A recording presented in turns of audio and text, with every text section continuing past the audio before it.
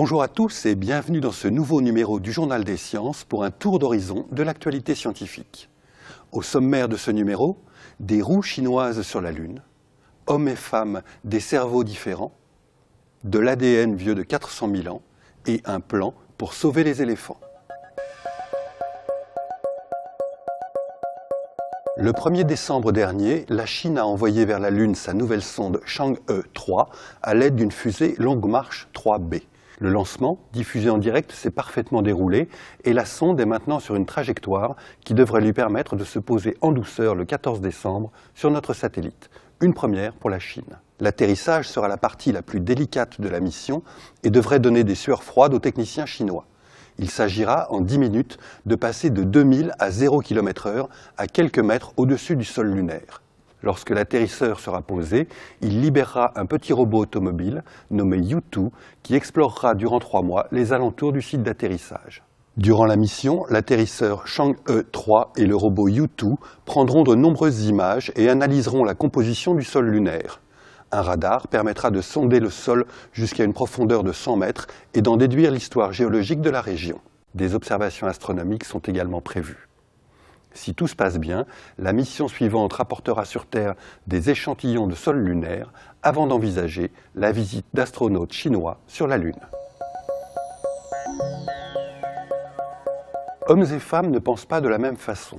Une étude parue dans la revue PNAS, réalisée sur 949 personnes, montre que les connexions ne se font pas de façon identique chez les hommes et chez les femmes. Les scientifiques ont visualisé les connexions de la substance blanche dans le cerveau, c'est-à-dire les câbles qui connectent entre elles les différentes zones du cerveau et permettent de le faire fonctionner comme un tout. Ils ont utilisé pour cela une technique récente qui est en train de révolutionner les neurosciences, l'imagerie par tenseur de diffusion. Les images obtenues montrent que le cerveau masculin est principalement connecté verticalement à l'intérieur de chaque hémisphère et le cerveau féminin se connecte plus horizontalement d'un hémisphère à l'autre. Ces observations confirment le volet comportemental de l'étude qui montre que les femmes sont plus efficaces dans le traitement des interactions sociales, des mots, des visages, et les hommes dans le traitement spatial de leur environnement. Cette étude est importante car elle montre des différences significatives obtenues pour la première fois sur un grand nombre de sujets. Mais ces observations statistiques ne nous disent rien du cerveau de tel ou tel individu et ne peuvent évidemment pas être utilisées pour justifier une différence de traitement entre hommes et femmes dans la société.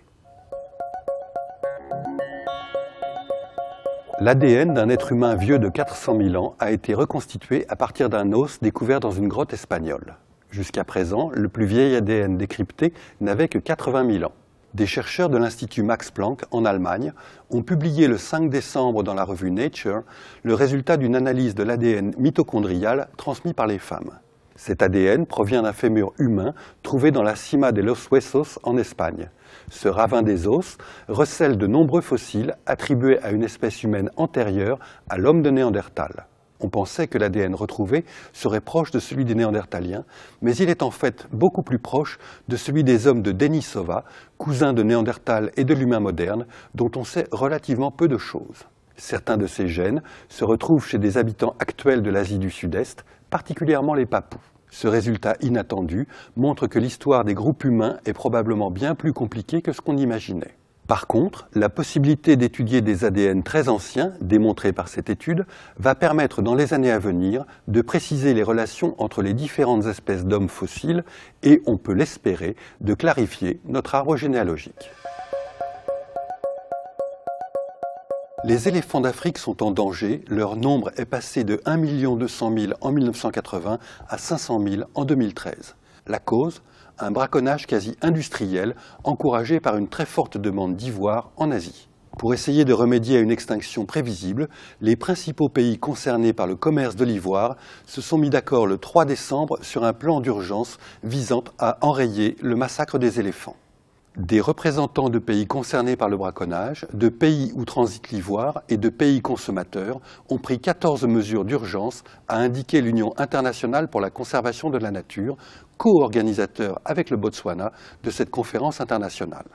Les 30 pays présents à Gaborone, capitale du Botswana, se sont notamment engagés à considérer comme un crime grave le trafic d'espèces sauvages, ce qui devrait permettre la saisie et la confiscation d'ivoire et l'extradition des braconniers. Dans les pays où l'ivoire est prisé, il est prévu un programme d'éducation pour sensibiliser les consommateurs.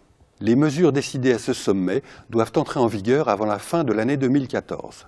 D'autres espèces animales, comme les rhinocéros ou les pangolins, pourraient également bénéficier de ces mesures si elles sont effectivement appliquées.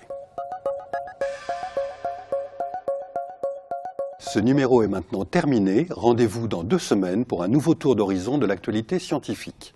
En attendant, retrouvez-nous sur scienceactualité.fr, le site de la rédaction.